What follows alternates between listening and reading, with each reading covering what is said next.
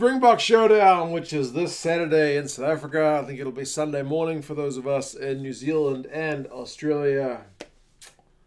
Two pretty bloody good looking teams. At some point I'll do another video about the death of Super Rugby, because that seems to have continued on its way. But for now, let's just rejoice in the fact that a whole bunch of Springboks and some up-and-coming young guys will be going at it this weekend. And yeah, tell me which team you're getting behind, which team you're backing. There's been a few changes made since the initial squads were kind of drafted. A few guys were injured. Franz Magheba was injured, which is really, really bad news, because it would have been nice to see him alongside Kitshoff and Intubeni in that kind of all-stormers front row. Senatla and Sergio Peterson are also injured. Opo Mahoje has tested positive for COVID-19, and Trevor Nyakane, who was a close contact of his, has also had to drop out because of that. So there's a few changes, but they've named the starting 15s plus a bench. I'll go over the bench as well. I didn't have space to get the bench on the whiteboard. But yeah, tell me who you back in. Is it because of a particular player? Is it because you're a Stormers fan? Like, what's the deal? And yeah, let me know who you guys reckon is going to win. Green team, the front row forwards is kind of, I guess, to be expected. I thought maybe Thomas du Toit may have got a start, but it's Oxenchair, Mbonambi, and De Bruyne. So it means Thomas du Toit is on the bench. Schalk Erasmus is the reserve hooker, and Blosser, who is I think one of the late call-ups, has come onto the bench. I don't know much about him, so somebody let me know.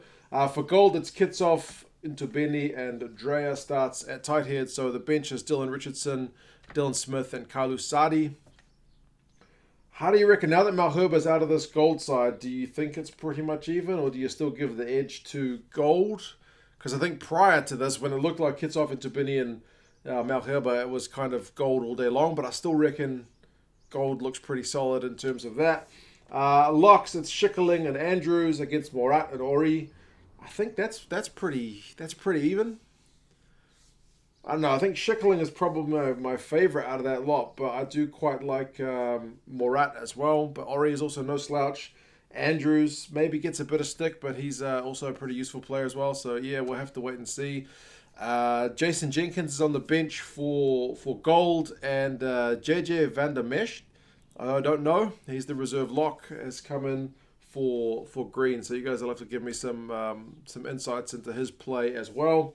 Lucy's, you got Sio Kolisi. Open side, he is the captain for green. Arno Botha and Dwayne Vermeulen. Now that is a pretty useful looking back row, you'd have to say. Now Kolisi is not kind of like an out and out fetcher. He's kind of that jack of all trades who can do a bit of everything. He can run with the ball, he can clean out, he can jump at the line, he can literally do a bit of everything. And he is captain alongside Botha and Vermeulen. Man, that's exciting. And for gold, you got Van Staden, Carr, and Notcher. Van Staden is more like an out-and-out fetcher. Carr is also kind of versatile guy, and Notcher, in terms of pre-lockdown form, was playing very, very, very well. So seeing him go up against the experienced head of Dwayne Vermeulen, that's worth the price of admission. I will talk about the broadcasters in a bit as well, because I did a little bit of research and found a few places that have got it on. For green, you've got Jano Augustus and Junior Pokomela on the bench. People have been saying good things about Pokomela, so I hope to see. I'll focus on him when he comes on, because people have said good things about him. And for gold, it's Fenta and Chituka. So Fenta also, likewise with Notcher, was in really good form. So yeah, I'm slowly leaning towards green a bit more, but we'll continue. Nohamba and Herschel Yankees are the two nines, both relatively young guys. Nohamba was in phenomenal form, but I mean, you could say that about half of the Sharks players, to be honest. Yankees has certainly got a bit more experience than Nohamba, but that'll be a good battle. The reserve nines are Papia for green and Fansale for gold. That may speak to a slight Tactical difference when those guys come on. Elton Yankees is definitely your experienced guy at 10. Damian Willemse gets the nod at 10 for gold. That's kind of like an established guy up against the challenger up against the champ. I know the champ is Andre Pollard, but not only is he not eligible for this game because he's based overseas, but he's also quite injured. So there's definitely a need for a South African 10 to stand up. Elton's traditionally been the second choice guy, but there's Damian Willemse as one of those guys who's putting his hand up. So that one, I think, is maybe one of the key ones for this game to watch. Midfield, you got Franstein, so another very experienced hand, and Similani in the midfield. He's a very dynamic player, kind of a bit of a contrast in there as well. Young and experienced, reliable, dynamic. And then for gold, it's Pretorius and I haven't seen much of Pretorius, but he did play at the weekend and looked pretty solid. And Lucanio who is captain for gold, as about as reliable as it gets. He may have his hands full with Similani running at him, but that will definitely be a good matchup to watch. The outside backs, you got Yar, Pinkler, and Lombard. So that's relatively inexperienced. None of those guys I've seen a ton. Probably mostly Lombard. From what I have seen them, they all look pretty exciting.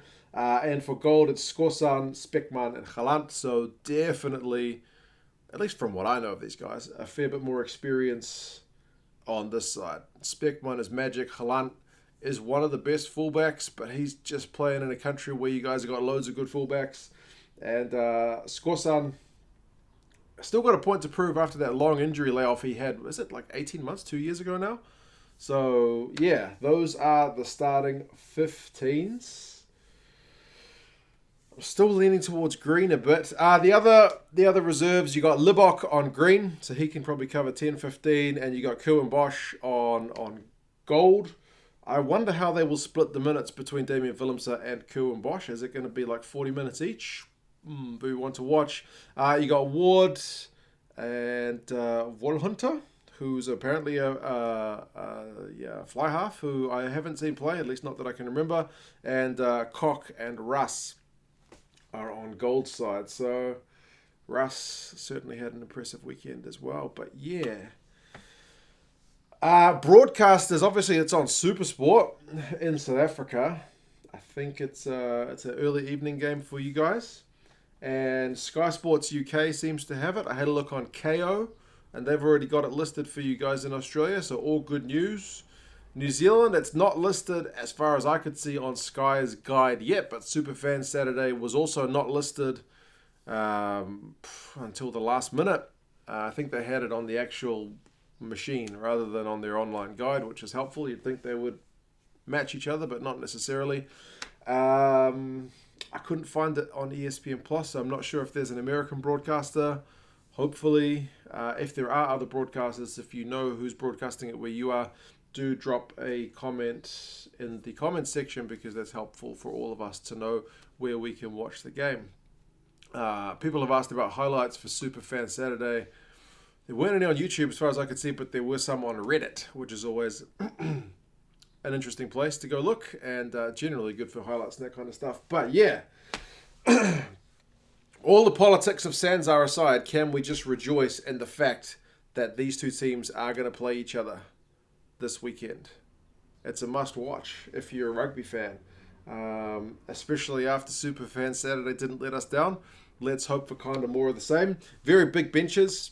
You got Messrs. Stick and Erasmus coaching green, Dion Davids and Ninaba coaching gold.